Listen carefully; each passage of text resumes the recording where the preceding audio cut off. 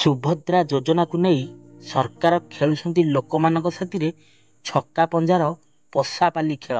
ଯେହେତୁ ଓଡ଼ିଶାରେ ପ୍ରଥମ ଥର ପାଇଁ ଡବଲ ଇଞ୍ଜିନ ସରକାର, ସେଥିପାଇଁ ଲୋକମାନଙ୍କୁ ସରକାର ଦି ପ୍ରକାର କଥାବାର୍ତ୍ତା କରୁଛନ୍ତି। ସେଥିପାଇଁ ସୁଭଦ୍ରା ଯୋଜନାକୁ ନେଇ ସରକାର କହୁଛନ୍ତି ଗୋଟେ ଆଉ କରୁଛନ୍ତି ଗୋଟେ। ସୁଭଦ୍ରା ଯୋଜନାକୁ ନେଇ ସାମ୍ନାକୁ ଆସିଲା ବହୁତ ବଡ଼ ଲୁଚି ରହିଥିବା ସୁଭଦ୍ରା ଯୋଜନା ପଛର ରହସ୍ୟ। ସୁଭଦ୍ରା ଶ୍ରୀମନ୍ଦିର ଛାଡ଼ି ରଥ ଉପରେ ବଡ଼ଦାଣ୍ଡରେ ବିରାଜମାନ ହେଲେ ଆରମ୍ଭ ହେବ ସୁଭଦ୍ରା ଯୋଜନା। କେମିତି ପାଇବେ ସୁଭଦ୍ରା ଯୋଜନା ଟଙ୍କା? କାହାକୁ ମିଳିବ ଏ ସୁଭଦ୍ରା ଯୋଜନା 50,000 ଟଙ୍କାର ଗିଫ୍ଟ ଭାଉଚର? ଏ ସୁଭଦ୍ରା ଯୋଜନା ଟଙ୍କା ପାଇଁ ଯାହାକି ଇନକମ୍ ସାର୍ଟିଫିକେଟ୍ ସ୍ୱାମୀର ଲାଗିବ ନା ସ୍ତ୍ରୀର ଲାଗିବ? ଏ ସୁଭଦ୍ରା ଯୋଜନା ମିଛ କଥା କି ବିନା ଇନକମ୍ ସାର୍ଟିଫିକେଟ୍ ମିଳିବ ଆମକୁ ସୁଭଦ୍ରା ଯୋଜନା?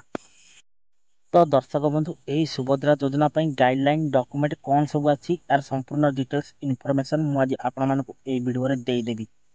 ତ ତା ପୂର୍ବରୁ ଆପଣମାନଙ୍କୁ ରିକ୍ୱେଷ୍ଟ କି ଦୟାକରି ଭିଡ଼ିଓଟାକୁ ଶେଷ ପର୍ଯ୍ୟନ୍ତ ଦେଖନ୍ତୁ। ଆଉ ଯଦି ପ୍ରଥମ ଥର ପାଇଁ ଏବେ ହିଁ ଭିଡ଼ିଓକୁ ଦେଖୁଛନ୍ତି, ଭିଡ଼ିଓକୁ ଗୋଟେ ଲାଇକ୍ କରିଦିଅନ୍ତୁ। ଆଉ ତା ସଙ୍ଗେ ସଙ୍ଗେ ମନୁଆ ମନିରାଡ଼ି ଚ୍ୟାନେଲକୁ ଏବେ ହିଁ ସବସ୍କ୍ରାଇବ୍ କରି ପାଖରେ ଆସୁଥିବା ଘଣ୍ଟି ବଟନକୁ ଅଲ୍ରେ ଦବାଇ ଦିଅନ୍ତୁ। ହ୍ୟାଲୋ ଫ୍ରେଣ୍ଡସ୍, ନମସ୍କାର, ଜୟ ଜଗନ୍ନାଥ। ମୁଁ ମନୁଆ ଆପଣମାନଙ୍କୁ ସ୍ୱାଗତ କରୁଛି ଆଜିର ଆଉ ଏକ ନୂଆ ଦମଦାର ଭିଡ଼ିଓରେ। ଦର୍ଶକ ବନ୍ଧୁ, ଏହି ସୁଭଦ୍ରା ଯୋଜନା ପାଇଁ ଆବଶ୍ୟକ ଡକୁମେଣ୍ଟ ହେଉଛି ସର୍ବପ୍ରଥମେ 1 ନମ୍ବରରେ ହେଉଛି ଆଧାର କାର୍ଡ଼, ଦ୍ୱିତୀୟଟି ହେଉଛି ବ୍ୟାଙ୍କ ପାସବୁକ୍, 3 ନମ୍ବର ହେଉଛି ବାସିନ୍ଦା ସାର୍ଟିଫିକେଟ୍, ଆଉ 4 ନମ୍ବର ହେଉଛି ଆୟ ପ୍ରମାଣପତ୍ର ବା ଇନକମ୍ ସାର୍ଟିଫିକେଟ୍। ତ ବନ୍ଧୁ, ଏଇଠି ଆପଣମାନଙ୍କ ମନରେ ପ୍ରଶ୍ନ ଉଠୁଥିବ କି ଇନକମ୍ ସାର୍ଟିଫିକେଟ୍ କାହାର ଲାଗିବ? ଯେହେତୁ ମହିଳାମାନଙ୍କ ପାଇଁ ସରକାର ଏହି ଯୋଜନା କରିଛନ୍ତି, ସୁଭଦ୍ରା ଯୋଜନା 50,000 ଟଙ୍କା ଗିଫ୍ଟ ଭାଉଚର, ସେଥିପାଇଁ ମହିଳାମାନଙ୍କର ହିଁ ଇନକମ୍ ସାର୍ଟିଫିକେଟ୍ ଲାଗିବ। ପୁରୁଷର ବା ସ୍ୱାମୀଙ୍କର କେବେ ଲାଗିବ ନାହିଁ। ମୁଁ ଆଜି କ୍ଲିୟର କରିଦେଉଛି। 5 ନମ୍ବରରେ ହେଉଛି ରେସନ୍ କାର୍ଡ଼ ଆପଣଙ୍କର ଲାଗିବ, ଆଉ 6 ନମ୍ବର ହେଉଛି ପାସପୋର୍ଟ ସାଇଜ୍ ଫଟୋ ଆପଣଙ୍କର ସୁଭଦ୍ରା ଯୋଜନା ପାଇଁ ଡକୁମେଣ୍ଟ ଲାଗିବ। ତ ଦର୍ଶକ ବନ୍ଧୁ, ଆମେ ଯଦି ସୁଭଦ୍ରା ଯୋଜନା ପାଇଁ ଯୋଗ୍ୟତା ଦେଖିବା, ତ 1 ନମ୍ବରରେ ମହିଳା ଜଣକ ଓଡ଼ିଶାର ବାସିନ୍ଦା ହୋଇଥିବା ଏକମାତ୍ର ଆବଶ୍ୟକ ବା ଉଚିତ। ଦ୍ୱିତୀୟରେ ବୟସ ସୀମାକୁ ଯଦି ଦେଖିବା, 23ରୁ 59 ମଧ୍ୟରେ ରହିବା ଉଚିତ।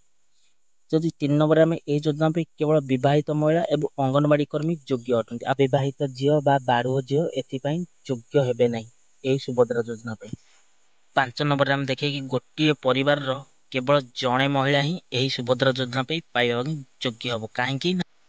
କାହିଁକି ନା ଯେହେତୁ ପରିବାରର ମୁଖ୍ୟ ହେଡ୍ ଲେଡ଼ିସ୍ ନାଁରେ ରେସନ୍ କାର୍ଡ଼, ସେଥିପାଇଁ ରେସନ୍ କାର୍ଡ଼ ଗୋଟାଏ ସୁଭଦ୍ରା ଯୋଜନା ମିଳିବ। ଆଉ ସିଏ ପୁଣି ବୟସ 23ରୁ 59 ହୋଇଥିବା ଏକାନ୍ତ ଆବଶ୍ୟକ। ଯୋଜନା ପାଇଁ ଶେଷରେ କ୍ଲିୟର କରିଦିଆଯାଇଛି କି ଆବେଦନକାରୀ କୌଣସି ସରକାରୀ ଚାକିରି କରିନଥିବେ, ଯାହାକି ସରକାରୀ କର୍ମଚାରୀ ହୋଇନଥିବେ, ତା ସାଙ୍ଗକୁ କୌଣସି ପେନସନ୍ ମଧ୍ୟ ପାଉନଥିବେ, କି ଯାହାକି ବିଧବା ଭତ୍ତା ହେଉ କି ଯେକୌଣସି ସରକାରୀ ପେନସନ୍ ମଧ୍ୟ ପାଉନଥିବେ। ଆପଣଙ୍କ ମନରେ ପ୍ରଶ୍ନ ଉଠୁଥିବ, 60 ବର୍ଷର ଲୋକ ହେଲା, ସିଏ ତ ମଧୁବାବୁ ପେନସନ୍ ଯୋଜନା ପାଉଥିବେ, ସିଏ ତ ହେବେନି। କାହିଁକି? ଯେଉଁମାନେ ଅଳ୍ପ ବୟସରୁ ବିଧବା ହୋଇଥିବେ ସେମାନେ ବି ପେନସନ୍ ପାଉଥିବେ, ସେମାନେ ବି ପକାଇ ପାରିବେ ନାହିଁ। ବିଧବା ମହିଳା ଏଥିରେ ଫର୍ମ ସୁଭଦ୍ରା ଯୋଜନା ପାଇଁ ପକାଇ ପାରିବେନି ବା ଏହି ସୁଭଦ୍ରା ଯୋଜନା ସେମାନେ ପାଇପାରିବେ ନାହିଁ। ଦର୍ଶକ ବନ୍ଧୁ, ମୁଁ ଆଶା କରୁଛି କି ଆଜିର ସୁଭଦ୍ରା ଯୋଜନା ଉପରେ ଏହି ଭିଡ଼ିଓଟି ଆପଣମାନେ କ୍ଲିୟର ସମ୍ପୂର୍ଣ୍ଣ ଭାବରେ ବୁଝିପାରିବେ। ମୋର କମେଣ୍ଟ ବକ୍ସ ଖୋଲା ଅଛି, ଆପଣ ଚାହିଁଲେ ଯାହା ଆପଣଙ୍କ ମନକୁ ଆସୁଛି କମେଣ୍ଟ ମଧ୍ୟ କରିପାରିବେ। ଆମେ ଆପଣଙ୍କର କମେଣ୍ଟର ପ୍ରତି ଉତ୍ତର ମଧ୍ୟ ଦେବାକୁ ପ୍ରସ୍ତୁତ ଅଛୁ। ଆଉ ଯଦି ଭିଡ଼ିଓଟି ଭଲ ଲାଗିଥାଏ ସାଙ୍ଗମାନଙ୍କ ସହିତ ସେୟାର କରିବେ, ଯାହାକି ସେମାନେ ଜାଣିପାରନ୍ତୁ। ଆଉ ଏବେ ହିଁ ଭିଡ଼ିଓକୁ ଗୋଟେ ଲାଇକ୍ କରିଦିଅନ୍ତୁ। ତା ସଙ୍ଗେ ସଙ୍ଗେ ମନୋରଞ୍ଜନ ମନିରାଡ଼ି ଚ୍ୟାନେଲକୁ ସବସ୍କ୍ରାଇବ୍ କରି ପାଖରେ ଆସୁଥିବା ଘଣ୍ଟି ବଟନକୁ ଅଲ୍ରେ ଦବାଇ ଦିଅନ୍ତୁ। ତ ଦର୍ଶକ ବନ୍ଧୁ, ଆଜି ପାଇଁ ଭିଡ଼ିଓଟାକୁ ଏଇଠି ରଖୁଛି। ପୁଣି ଦେଖା ହେବା ନେକ୍ସଟ ଏକ ଏପିସୋଡ଼ରେ। ସେ ପର୍ଯ୍ୟନ୍ତ ବିଦାୟ ଦିଅନ୍ତୁ। ରହୁଛି, ନମସ୍କାର, ଟେକ୍ କେୟାର, ବାଏ ବାଏ, ଜୟ ଜଗନ୍ନାଥ।